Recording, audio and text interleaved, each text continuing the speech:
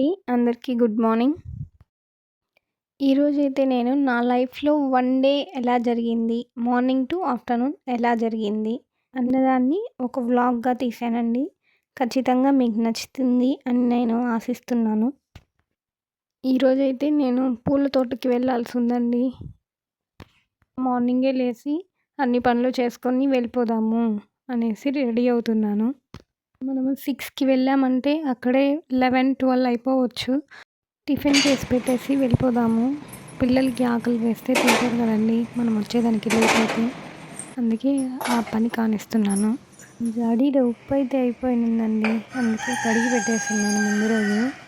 సరే అలానే ఉప్పు కూడా వేసేద్దాము అందులో అనేసి వేసేస్తున్నాను.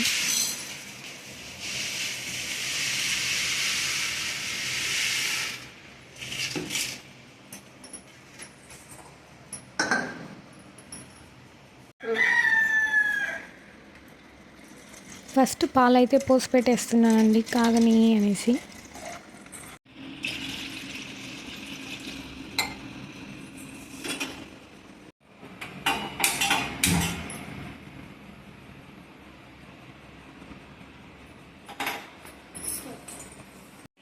పాలైతే కాగిపోయాయి. బాబుకి పాలు తీసి పెట్టేసి టీ పొడి అయితే వేసేస్తున్నాను.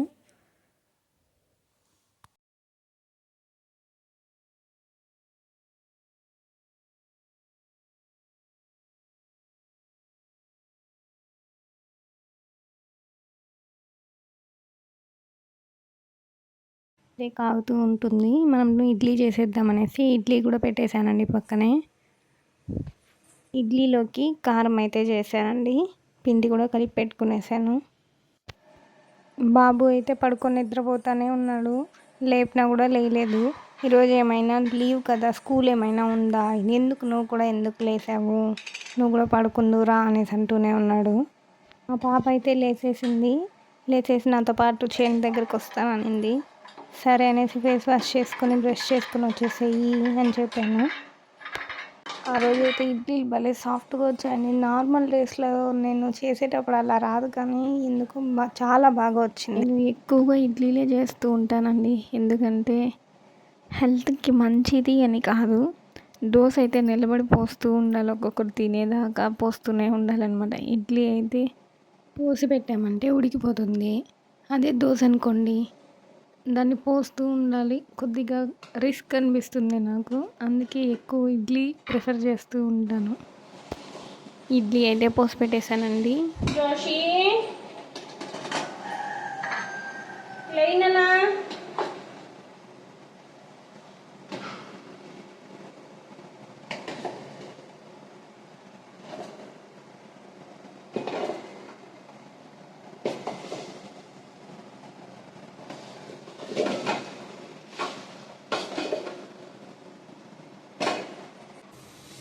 అలానే టీ కూడా కాగిపోయిందండి.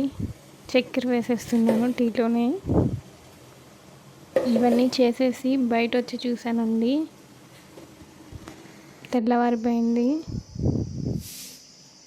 మన వీడియోలోని నాయిస్, కోళ్ళు నాయిస్ ఈ కోళ్ళవే అండి. పొద్దున్న నుంచి కూస్తూనే ఉన్నాయి. టీ వడిగట్టేస్తున్నాను. ఫ్లాస్క్లో పోసుకొని వెళ్దామండి చేను దగ్గరికి.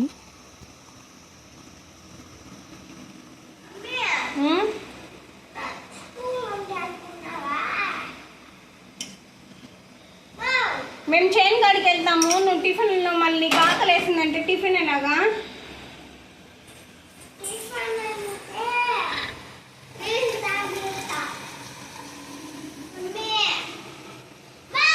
ఏమి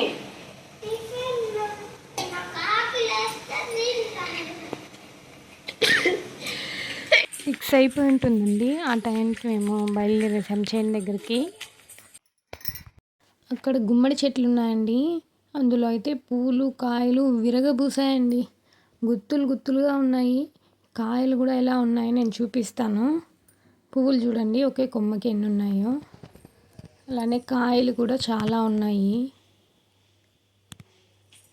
అందరూ వెళ్ళేవాళ్ళు, పోయేవాళ్ళు ఈ చెట్టు లోపలికి గుమ్మడికాయలు ఎన్ని ఉన్నాయో అని చూస్తూ వెళ్తూ ఉంటారు.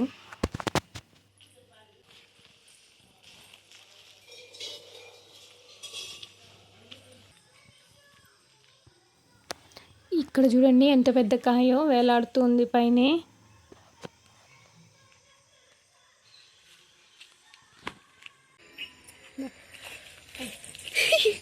పోయేటప్పుడు అప్పుడే సూర్యుడు ఉదయిస్తున్నాడండి. చూడండి ఎంత బాగుందో.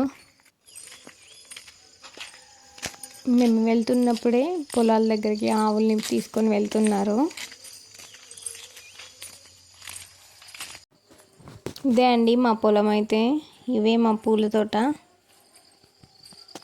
మా పాపనైతే ఇక్కడే వదిలేసి ఒక చిన్న పని మీద ఇంటి దాకా వెళ్ళేసి వచ్చానండి. వేరుతూ ఉంటుంది కదా పూలు అంతసేపు అని.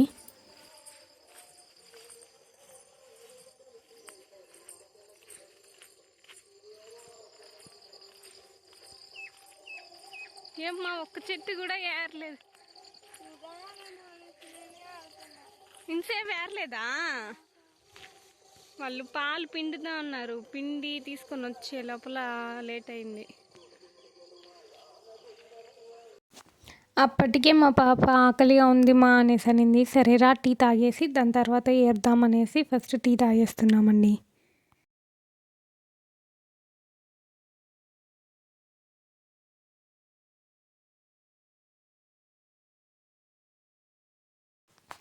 మేము టీ తాగేటప్పటికి ఆ టీ చల్లారిపోయిందండి. కానీ అలా కూర్చొని చుట్టూ ఉన్న వాతావరణాన్ని ఎంజాయ్ చేస్తూ తాగుతూ ఉంటే స్వర్గంలో ఉన్నట్టు అనిపించింది నిజంగానే. నేను యాక్చువల్గా మార్నింగ్ టైంలో రానన్నమాట. మార్నింగ్ టైంలో ఇలా ఉంటుంది క్లైమేట్ అని తెలుసుంటే నేను ఎప్పుడో వచ్చేదాన్ని. ఇంక మీదట వస్తూ ఉంటానండి. నేను పాప అయితే టీ తాగేసి ఇంకా పూలు ఏరడం స్టార్ట్ చేసేసామండి. నార్మల్గా అయితే నేను పూలు ఏరడానికి రానండి. ఈరోజు మా అత్త ఒక గృహప్రవేశం ఉంటే దానికి వెళ్ళారనమాట. అందుకనేసి నేను వచ్చాను. ఆవిడ మీరు వేరుతూ ఉండండి, నేను ఒక 10-11 కంతా వచ్చేస్తాను అన్నారు. సరే అంతదాకా మనం వేరుదామనేసి వచ్చామండి. ఎండలో పూలు ఏరుతుంటే నిజంగానే అండి అసలు ఆ పూలు ఎలా ఉన్నాయనేసి కూడా కనిపించట్లేదు. కళ్ళే కనిపించట్లేదు అనమాట. అంత ఎండగా వస్తుందండి. సమ్మర్ లాగా ఉంది ఎండ అయితే. నేనైతే ఎప్పుడు ఇలా వచ్చి పల్లెటూరులో ఉంటాము అనేసి నేను ఎప్పుడు అనుకోలేదండి. నేను చెప్పానండి ఇంతకుముందు వీడియోలోనే, మేము 10 ఇయర్స్గా తిరుపతిలోనే ఉన్నాము. నేను పుట్టి పెరిగింది కూడా తిరుపతిలోనే. సడన్గా సమ్ సిచ్యువేషన్స్ వల్ల మేము ఇక్కడికి రావాల్సి వచ్చింది. నేనైతే ఇప్పుడు కూడా నా వల్ల కాదు అక్కడ ఉండడము, నేను అడ్జస్ట్ అవ్వలేను అనేసి చెప్తూ ఉన్నానండి. కానీ కొన్ని పరిస్థితుల ప్రభావము మనల్ని ఏదైనా చేసేలాగా చేస్తుంది కదండి. అలానే మేము కూడా వచ్చాము. కానీ ఇప్పుడిప్పుడు నాకు కూడా ఇదే బాగుంది కదా అనేసి అనిపిస్తుందండి. పూలైతే మేము కొన్ని కోసామండి. మా అత్తయ్య వచ్చేసారు. దీన్ని తీసుకెళ్ళి మేము కట్టడానికి ఇచ్చేద్దామనేసి మేము వచ్చేసాము. ఇవైతే వెయిట్ వేయాలండి. ఒక్కొక్క కవర్లో 300 గ్రామ్స్ వేయాలన్నమాట. 300 గ్రామ్స్ని ఒక చెండు అంటారు ఇక్కడ. దీన్ని కట్టడానికి ఇవ్వాలండి. కట్టడానికి వచ్చి 20 రూపీస్ ఛార్జ్ చేస్తారు వాళ్ళు. ఆ రోజైతే మాకు ఒక 5 కవర్స్ వచ్చిందండి పూలు. 5 3 1500, 1.5 kg దాకా వచ్చింది మాకు. మేము ఇవి కట్టి తీసుకెళ్ళి పక్కన వేరే ఊర్లో ఇచ్చేస్తామండి. వాళ్ళు చెన్నైకి తీసుకొని వెళ్ళి వేస్తారనమాట. వాళ్ళు మనకి పేమెంట్ వచ్చేసి 15 డేస్కి ఒకసారి ఇస్తారు. వెయిట్ అనేది ఖచ్చితంగా 300 గ్రామ్స్ ఉండాలండి. లేకపోతే అరుస్తారనమాట వాళ్ళు. మనం దగ్గర నుంచి తీసుకునేటప్పుడు వెయిట్ వేసి తీసుకుంటారు వాళ్ళు. కొద్దిగా ఎక్స్ట్రాగా ఉన్నా కామ్ అయిపోతారు. తక్కువ అయిందంటే మాత్రం ఎలా అంటే అలా అరుస్తారు. ఆ నూలు కూడా మనమే కొనుక్కొని వచ్చి ఇవ్వాలండి కట్టడానికి. ఈ నూలు ఖర్చులు, వాళ్ళు కట్టడానికి ఇచ్చే అమౌంటు ఇవన్నీ పోను మనకి ఎంత మిగులుతుంది, లాభమా నష్టమా అనేది నేను నెక్స్ట్ వీడియోలో మొత్తం క్లియర్గా చెప్తానండి.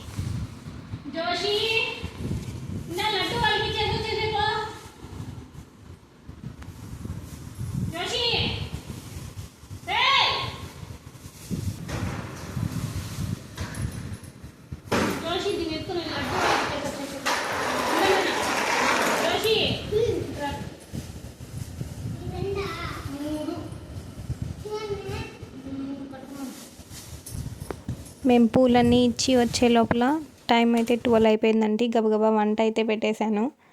మునగాకునింది, దాన్ని పప్పు చేసేసి సంగటి చేసేద్దాము అనేసి ఆల్రెడీ పప్పు పెట్టేశాను, సంగటి కూడా పెట్టేశాను అనమాట పక్కనే. ఇంకా మునగాకు వేసేసి ఎనిపేసి పిల్లలకి పెట్టేయడమే అండి.